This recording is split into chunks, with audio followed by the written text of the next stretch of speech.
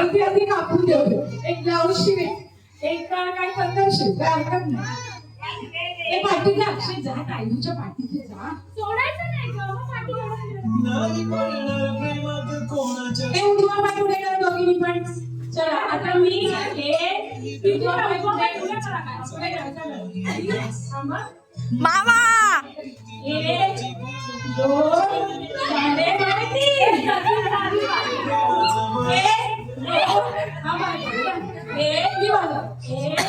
दोन साडे माडे